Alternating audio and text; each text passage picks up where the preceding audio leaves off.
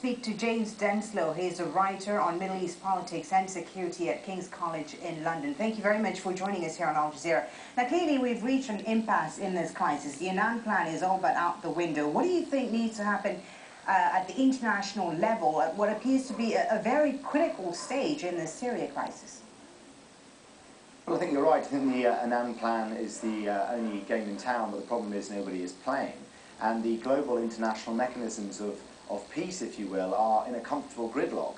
The Russians and the Chinese aren't allowing any form of interference in Syria, and while the Western powers talk a strong rhetoric against the country, they're comfortable in the sense that they know they have no appetite for any military intervention there. So really, I think we're looking now to a far more amorphous conflict, and I think the fact that we have a ceasefire that includes massacres and suicide bombs that may end in the next 48 hours will really prompt people to think about what happens next. And I think we could see that the massacre in Hula on Friday is the tipping point not into international intervention, but rather acknowledgement of the civil war that exists now in Syria. But some Western countries, like France, are not necessarily ruling out military intervention. The US, we know, is opposed. Do you think that could change in the long run? Will we eventually see some sort of intervention like we saw in Sarajevo or Srebrenica when outrage simply wasn't enough anymore?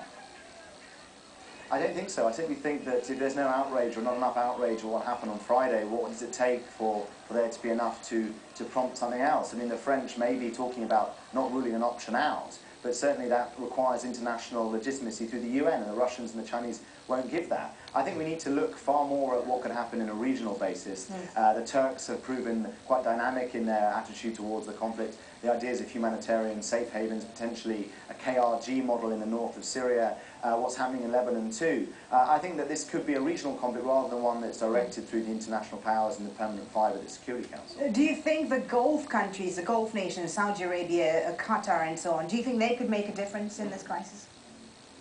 Well, they already are, and I think that paying the wages of the Free Syria Army and supporting the opposition is what they've been doing so far. I guess the point is, if you acknowledge that civil war exists in the country, do people support the notion of arming the rebels, in which case you're simply pouring fuel onto a fire, but at least you're providing a fighting chance to those who are currently incredibly vulnerable to a complete imbalance of force of arms and, of course, large-scale artillery attacks followed by militia massacres. So I think that's really what the next kind of dialogue will be in, will be.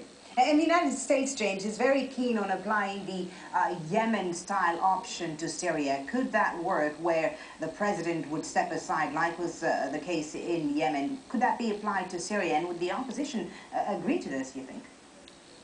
Well, I think it's a really interesting idea, especially if the Americans can persuade the Russians to follow it and come along with it. And I think that's why the British Foreign Secretary travelled to Moscow straight after the Hula massacre. The Russians are a key kind of war protecting the Syrians, and once they go, or once they realise it's not in their interest to defend the Assad regime, you can start talking about far more interesting scenarios. But then again, the Syrian regime, even if it loses Russian support, only cares about keeping and maintaining its own power, and will clearly do anything to do that. So I think we're in a really kind of long-term bloody conflict for the near term. Okay, a very grim prospect for Syria indeed. Thank you very much for talking to us. James Denselow joining us there live from London.